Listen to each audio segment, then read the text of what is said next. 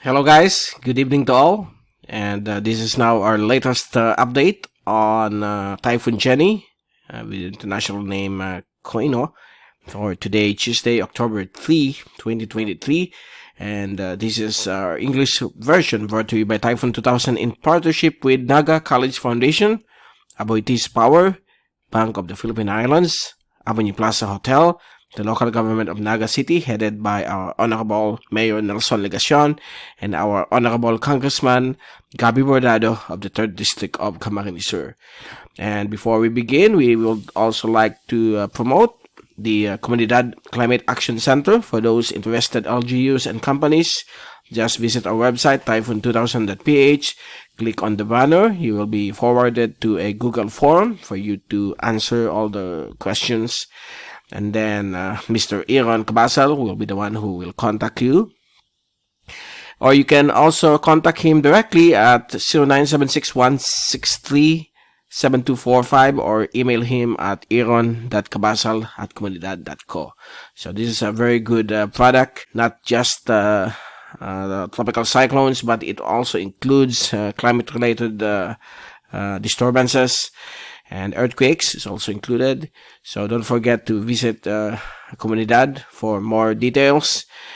And let's begin now with our update. Here's the fast animation on the weakening Typhoon Jenny. That's good news. There's some increasing east-southeasterly upper level winds known as a wind shear, which is currently at moderate strength and is currently affecting the circulation of the storm and some dry air intrusion from the north, which is also helping the system to weaken.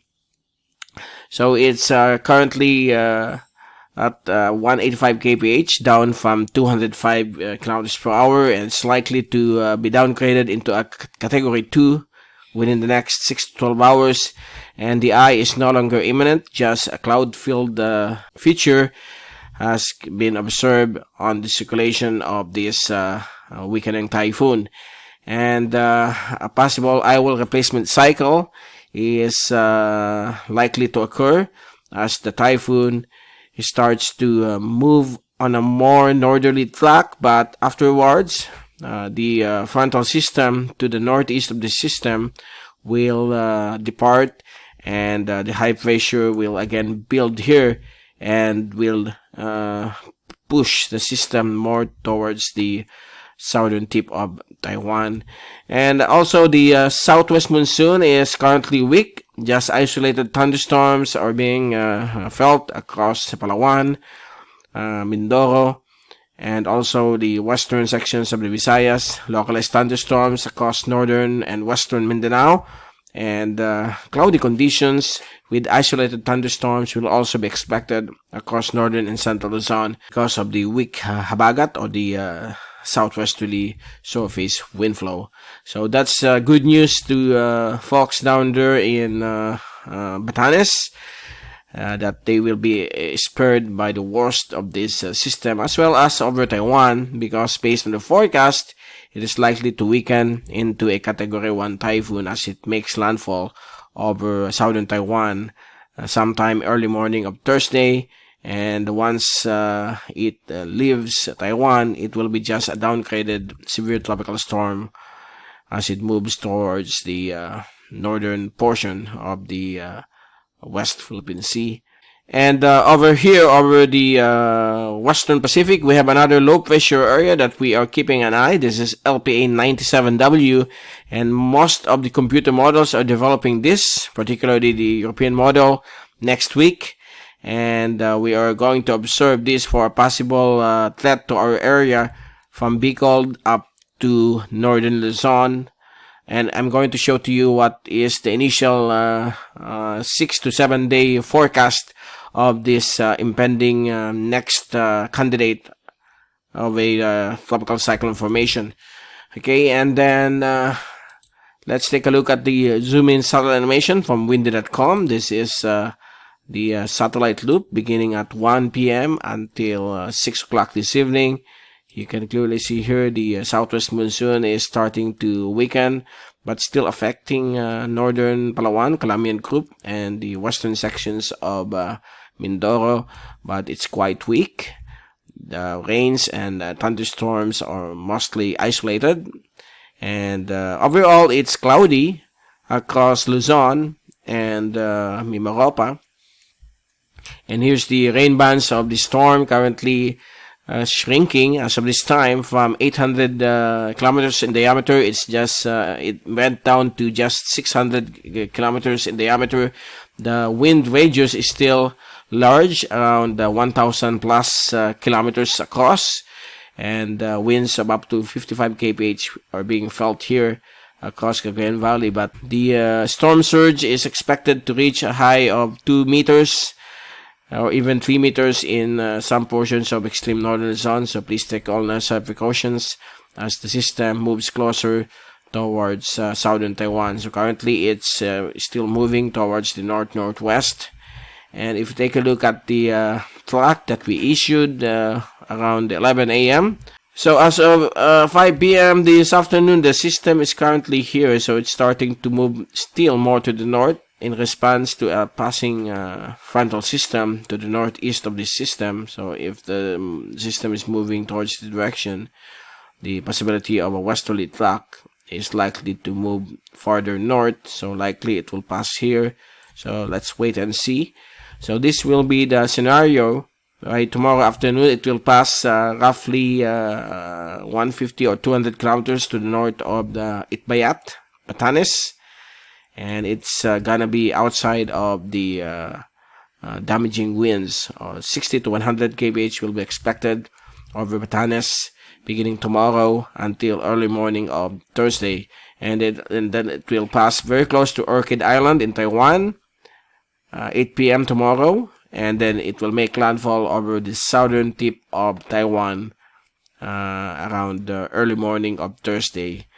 And by 8 a.m. on October 5, Thursday, it will emerge over the southwestern coastal waters of Taiwan, passing roughly 50 kilometers south of Kaohsiung City in southern Taiwan. And then in the afternoon of Thursday, it will exit the Philippine area of responsibility as it continues to weaken into a severe tropical storm. So that's the good news for folks down there over Taiwan, the Filipino community. But still, take on the necessary precautions for possible heavy rains of 50 to 100 to more than 100 millimeters, as well as gale force winds of 60 to 100 kph, and typhoon force winds once it passes over the southern portion of Taiwan. And if you take a look at the all Asian agencies, they all agree within 48 hours it is expected to make landfall over the southern portion or the southern tip of Taiwan. Most of the Asian agencies are tracking it here. And if we take a look at the Typhoon global models, the 48 to 72 hours also confirm track towards southern Taiwan, and after that some of them will make landfall over Hong Kong, but most of them is either moving towards the south or southwest. So that will be the scenario after 3 days. And then on the wind forecast, I'm going to show to you the next one, okay, so that you'll be aware that we are keeping an eye on 97W. So let's move towards October 6. So this is Friday. So here you go. This is the LPA 97W. Saturday, it could become an active low pressure area passing just northeast of Yap. And on Sunday afternoon, it will be upgraded into a tropical depression, approaching the Philippine area of responsibility. Sunday evening, it will be inside the power as a tropical depression. And Tuesday afternoon, okay, Tuesday.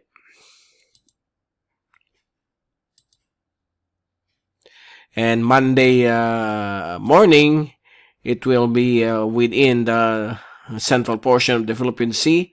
Monday afternoon, it will continue to accelerate in the general direction of Cagayan. Okay, so that's the forecast track of the European model. This is already a tropical storm. And then on Tuesday morning, it will be fast approaching northern Cagayan as a tropical storm or even a severe tropical storm. Tuesday evening, it will be approaching the coastal waters of eastern Cagayan. Wednesday morning, October 11, it will make landfall over northern Cagayan as a decent tropical storm. But again, the forecast is 6 to 7 days from now. That's less than 30% 30% probability. That's still uncertain. So let's hope and pray that it won't develop. So we will keep you updated on that one. Let's hope that it will not grow stronger. And yeah, in the afternoon of October 11, it will be traversing extreme northern Luzon, moving into Ilocos Norte. Then on Thursday, October 12, it will be outside the Philippine air responsibility. So that's the scenario of the next tropical cyclone based on what the European model tells us. Okay, but still the uncertainty is high since it's more than 5 days. So let's hope it won't push through. But we will keep you updated on 97W after Typhoon Jenny moves out of the Philippine air of responsibility. Tomorrow we will keep you updated on the possible new track on this 97W as we check on the easterlywave.com website to show you the ensemble. It looks like the ensemble of 97W keeps on increasing. So it shows a track towards northern Luzon as a tropical storm. So this is the track of Jenny, and this is possible the track of soon to be Kabayan. That will be the next name when it comes to Pag-asa names. So we will keep you updated. Before we leave you, here's the rainfall accumulation forecast for the next 3 days until Friday. As you can see, this is the track that the storm or the typhoon will move in the next 3 days. So Batanes will suffer heavy rainfall of more than 100 millimeters, 24-hour rainfall of more than 100 millimeters, while the rest of extreme northern Luzon is somewhat 10 millimeters to only 40 millimeters. And here, along the western coastal areas of central Luzon, from Zambales down to Cavite, Batangas area, western sections of Mindoro, Occidental Mindoro, okay, and Calamian Group will also experience some 50 to 100 millimeters of rainfall for the next 3 days because of the last hurrah of the southwest monsoon. So there will be more rains here in the coming days. The rest of the Philippines will remain dry, particularly Cagayan Valley is very dry, Cagayan and Isabela. Bicol region will also experience some localized thunderstorms as well as Visayas, and increasing thunderstorms too, and also some increasing thunderstorms across the island of Mindanao. So there you go. That's the latest for this Tuesday evening, and we will return tomorrow, Wednesday, to give you more updates on Typhoon Jenny and the upcoming low pressure area 97W that could be a potential threat to northern Luzon by the middle of next week. From Typhoon 2000, this is Mike Padua saying good night to all. Have a great evening and stay safe always. Be #TyphoonWiser, and thank you so much for watching our channel.